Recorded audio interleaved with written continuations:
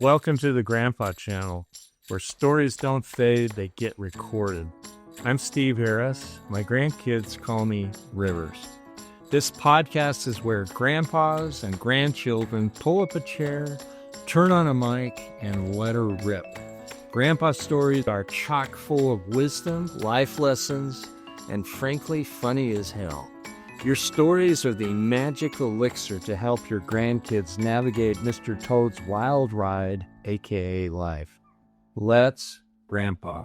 Good morning and welcome to the Grandpa Channel. We're here with a very special guest, one of my very, very good friends, Dennis Bledsoe. Dennis is a financial planner. Should we go into the commercial now about what I reach? And we work really, really well together. I'm the legal beagle, and Dennis is the smart guy who knows how to do all of the investments and things like that. But we have a great working relationship. We have a shared love of college football, although he roots for the wrong team, but we can get into that later or never. And there's a very friendly rivalry. Dennis has one more child and what seems to be 30 more grandchildren than I do. It's a privilege to have you here. First of all, tell us a little bit about you and Kendall and your family. So my wife and I, we're native Southern Californians. Mm-hmm. The crazy thing is we are both the fourth of 9 children. Really? And so even though we grew up, not necessarily the same, neighborhood or anything, there was a lot of commonalities. I think our core beliefs, about our faith and raising children and all those things just dovetailed perfectly. When we met, we married in 1984, started our family in 1985, and I guess had 8 children over 25 years. And a year ago, we became empty nesters, and we love being empty nesters and love having 21 grandchildren and more on the way. So where are all the grandchildren? You've got both local and... Yeah, no, we have, let's see, one on the way that's in South Weber, and then we have 9 that are here, on the Wasatch Front. We have 4 in St. George, 5 in Kansas City. Wow. And 3 in Charleston, South Carolina. And then our newlywed daughter and her husband are in Washington, D.C. Oh, so, cool. Yeah. Tell me, we've discussed this, but tell me about your dad, and then tell me about your grandpas. And I think now, because of demographics and longer life expectancies, kids have more kind of experiences over time with grandfathers and maybe even great-grandfathers in some cases. But. Yeah. Well, my parents were interesting. They married after about a year of college and immediately started a family and had 10 children in 13 years. Nine survived of the 10. And my dad was just constantly working. He was for most of my growing up, my formative years, when I can remember, kindergarten, second grade, all that, he was a firefighter. And firemen would work double shift, would work a 24-hour shift.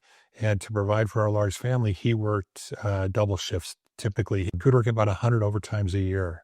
And when typically a normal schedule might be 120 days. And then he had a business on the side. And so when he was gone to the fire department, I know my older brothers were the ones, they were type A. I was a middle child, just kind of, cruising along out there. But we had these 40-gallon vats in our garage, and we would dissolve, 5-gallon buckets of soap or, chlorine flakes, wash bottles, fill up these gallon bottles, load his truck up, and then he had a route where he would take soap and bleach to restaurants and bars all over Southern California. And so he was just always on the go, always busy. But I think by the time he was maybe 50, I think it caught up with him. And I don't know if the right word is a nervous breakdown or anything, but he left the fire department, thought he would do better as a contractor, started building rib additions, and pretty much struggled the rest of his life financially. But later in life, I have a brother who's done real well, and he was able to buy my parents a house. And so that was it. But my dad was a good guy. He was sometimes a little bit depressed because of maybe not reaching the financial goals and some of those things that maybe a lot of his friends had done. But I think his legacy and family, we have a great family of 8 surviving sons and a daughter, and done well. Good people, and it's it's a great legacy. How many grandkids? Well, I know there's well over 40, maybe 45, out of that. I think he worked really hard. He wasn't always the best socially. My father-in-law was the perfect.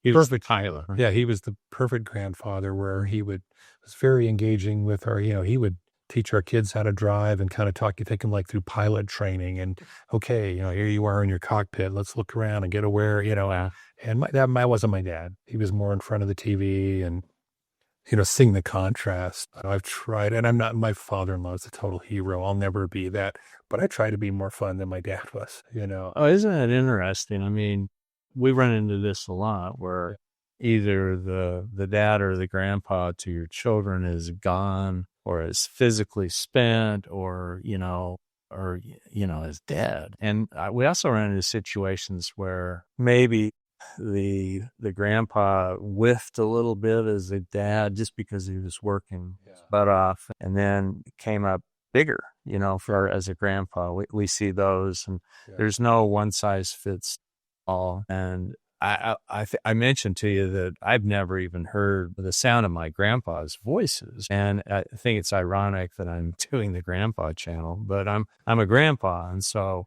whatever I can learn from them, and whatever I can learn from great people like you, and tell me, what's your nickname for for some of your grandkids? They're minions, the boys. So I have a grandson who's just turned 16. A bunch of granddaughters that are kind of between, like ninth grade and second or third grade. Maybe I think there's one who's a first grader, and then all these little grandsons. And then finally now we've got some new granddaughters who are just really small. But the boys they are very active. And if you've seen the Minion, where they're just kind of into everything, that's them. And there's, a group of about 8 of them. They get together. It's just the gang of 8. Yeah, it's complete mayhem. And they just love to dig in dirt, make mud, track it in, and I just know, no idea what that anything they're doing is a problem. Yeah, just oblivious to the no consciousness of that. But they're really good little dudes. And the fun thing is, most of them now are getting old enough to where instead of fighting over toys, they play together really well. Oh, yeah. You have that stage though, don't you? Oh, yeah. Or yes, it's mine. Yeah, you get one that can mug the other 5. And thankfully, he's older now, and and with his other cousins, they love each other dearly and just love to hang out. Yeah, that's something that's really surprised me. I was the oldest of my cousins on my mom's side and really didn't know many of my cousins on my dad's side. And I was too cool for school. I wish I'd done it differently, but as it turns out, they're great guys. Yeah. And they became really fabulous friends. And it's been really fun for me to see my kids really just absolutely love coming here and doing some fun stuff together and, digging. I see them carrying shovels out of my backyard and what are you digging? And they just start digging holes in my lawn, and they're a lot of fun. So has there been anything about being a grandpa that's been surprising to you? I think the thing that's surprising to me is just how great it is and the unconditional love between grandparents and grandchildren. Absolutely. The parents, it's up to them to do the nurturing. There's just kind of a connection there that we, they come over and we have fun and we feed them. And particularly if mom and dad are gone, then we can really spoil them and eat more goodies than maybe they would like, and stay up a little later and goof off a little more. But that's our kind of how grandparents roll. And so I think it's something that, particularly the grandchildren, is that the grandchildren that know us, sometimes there's little ones that are, don't see us very often, and they're a little bit in shock. I've got a grandchild or two that's trying to figure me out. Yeah. One in particular that he likes me, but he doesn't like me. But he's young. He's 1 year old, Yeah, but the ones that spend time with us, we just, we really get along well. And that's, it's fun to have that role, and I like, my name is Papa Dennis. Or what is Kendall? He's like Grandma Kendall, but it's Papa Dennis and Grandma Kendall. and it's the sweetest thing is when they look up, hold it on your finger and say, Papa, and I don't, to me, that sounds way better than Grandpa. In our family, nicknames are, you don't just ask for one. It's bequeathed upon us. Yeah, bequeathed. And my wife, they wanted to call her G-Dog. She said, so I don't want to be called a dog. And they carefully explained to her what that meant. It was a term of endearment. She broke the rules and she goes by Queenie. Yeah. Which I think is really lovely. And then you have a little 2-year-old saying Keenie. Really melts your heart. But this is kind of a little bit of a tender question. It's a tough question. How do you have you figured out how to share your faith with your kids? We have some kind of traditions in the family. And I think one of them is, and this is something that we did with our kids in our faith on Sunday. We keep a fast once a month. And then after that, we would take time in our congregation. You have the chance to get up and kind of share your feelings about how you feel about your Heavenly Father and Jesus Christ and about your commitment to faith and how and talk about your blessings. And what we would do is, and what we do is when the kids are over or the grandkids, we will not eat dinner until we gather everybody in the family room and everyone has a chance to we call it to share your testimony, basically your testimony of Jesus Christ. But, and that was something that, when the kid, it's been a long day and they haven't had breakfast and they haven't had lunch and they're all hungry and they're focused. And first early on, they were kind of like, kidding me? But it became a sweet thing. And, really? That we... Does everybody do it? And if a girlfriend comes over or one of their buddies or a fiance or an aunt and uncle or whatever, everybody's invited. I think we've had a couple times a fiance has run out of the room crying because they were too shy. But they get with the program, Actually, they get with the program. It's pretty funny. But that's been a cool thing. And then another thing that I've started doing recently, and this is something that when I was kind of in my, older teenage years and started to learn about my grandparents, about my ancestors, pioneer ancestors, it was really cool. And so I've actually started, and I've showed you some of these, right?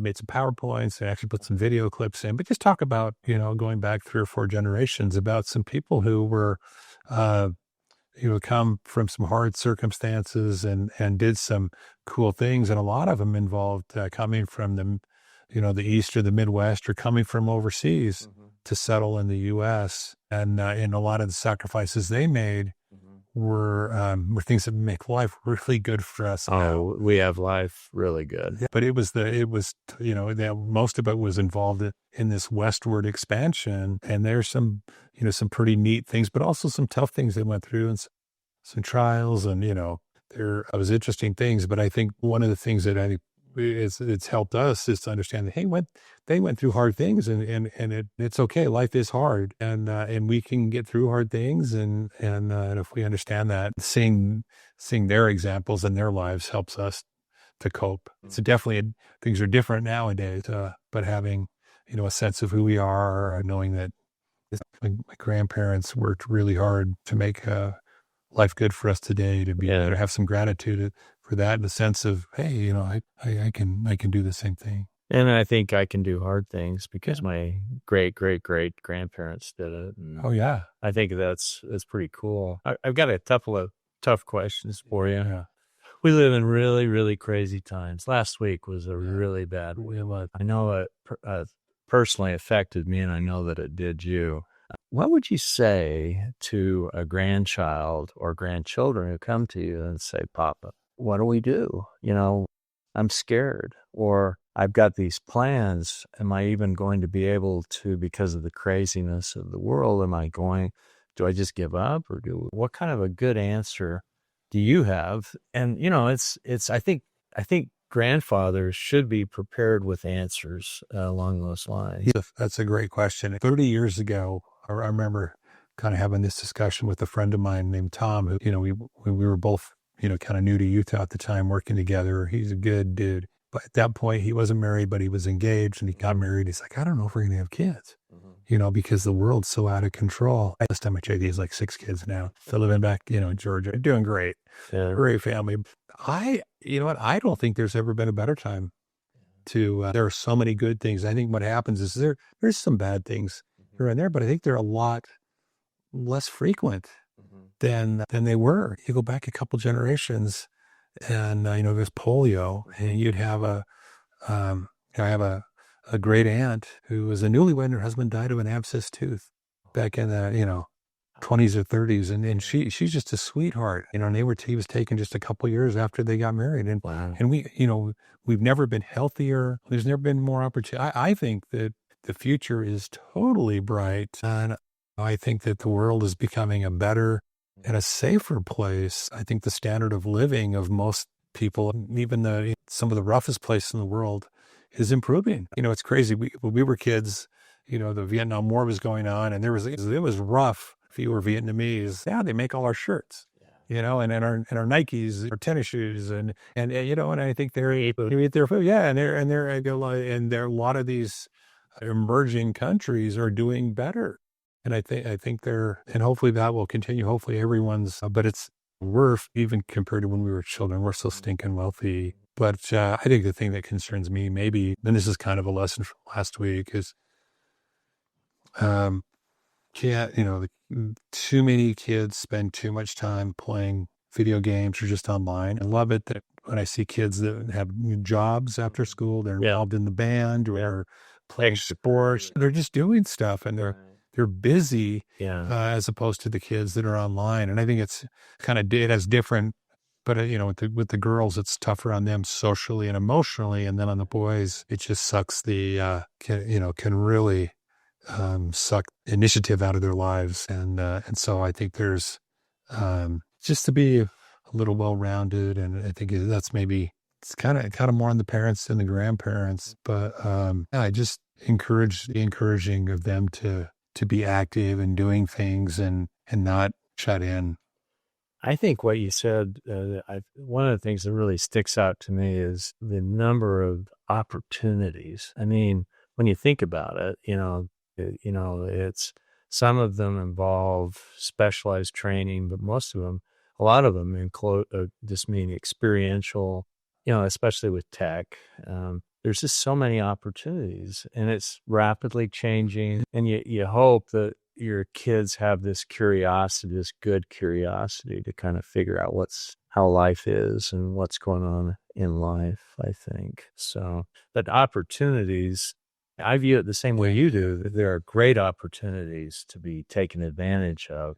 Although I would say really quickly, along with that, people need to really have this close relationship with Heavenly Father and Jesus to figure out what they're supposed to be doing and be guided and be open to inspiration. And I think of some of the things that I used to worry about is before I got married and right when we were raising all of our kids, and some of them turned out not to be anything I should have worried about. They're paper tigers.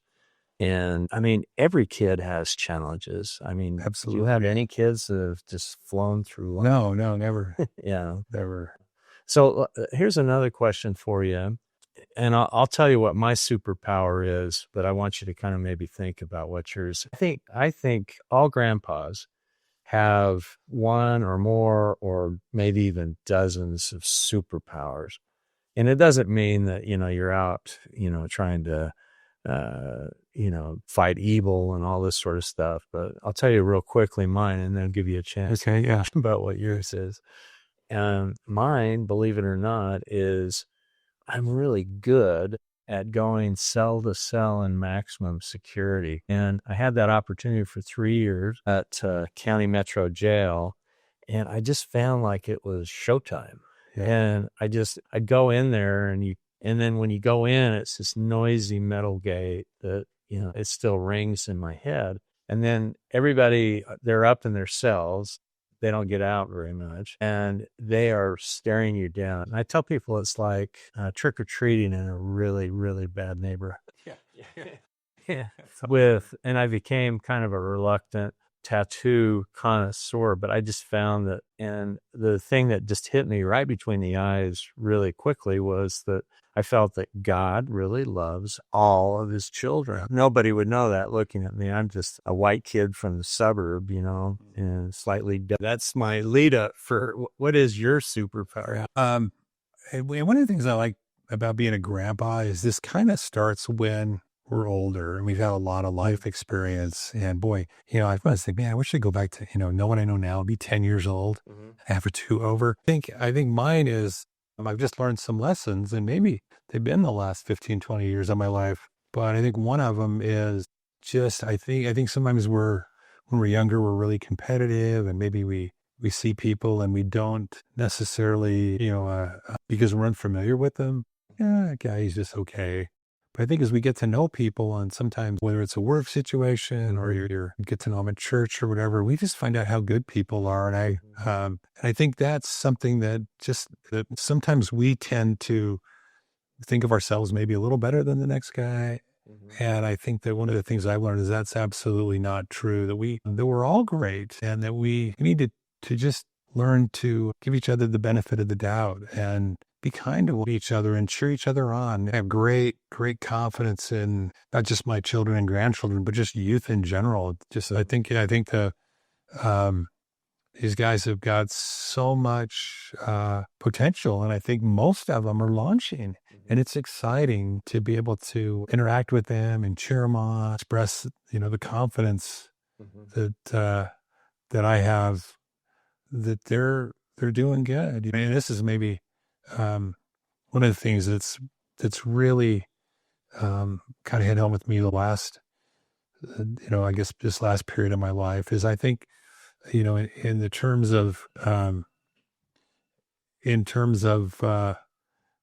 standing before God, that a lot of times I would be kind of maybe hypercritical of myself and not understand I think one of the greatest things that we underestimate is the power of the atonement of Jesus Christ, and that he does not expect perfection, but it's actually it's us. If we try, doesn't matter where we're at, but if we're inclined to him, then purifies us. And it's not, we can't do that on our own. We'll never get there on our own. No, we don't. But it's a gift if we have a broken heart and we come to him, often, with the sense that we want to do better, be better, that he's the one that qualifies us. And I think that's, I think that anyone who wants that can have that. And I think that there will be, and this is regardless of, what faith you belong to or where you're at right now, but anybody who wants that, I think, will have the opportunity to have that but I think certainly in this life, the more engaged we are in that and treating our fellow man better, and that our life is better here. But I believe that, there is a hereafter, and that we have the opportunity to live as families. And that's a really comforting thing. That we'll, that families are, that these relationships we have, don't end here. And it's a pretty cool thing. But I think just having, having a good outlook and a good thought. In my church, I worked for a while in a position where I, kind of as a pastor, and worked with, individuals who were struggling, and just whenever somebody, would come in to talk, in almost every situation, just felt, I felt joy that they wanted to improve their lives and hope for them. And I think that's a cool place to be at, to understand that, and I think we need to, watch ourselves and be good husbands and fathers and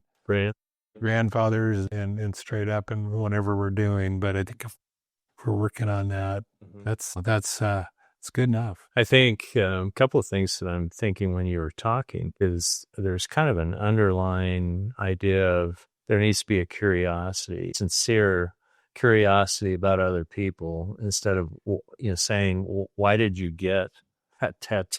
I had a situation where I asked one of the inmates, I said, and it was a really ugly, big, huge tattoo on his throat. And I said, Oliver, what's the deal with this tattoo? You could kind of see that it was a butterfly, but there wasn't much color on it.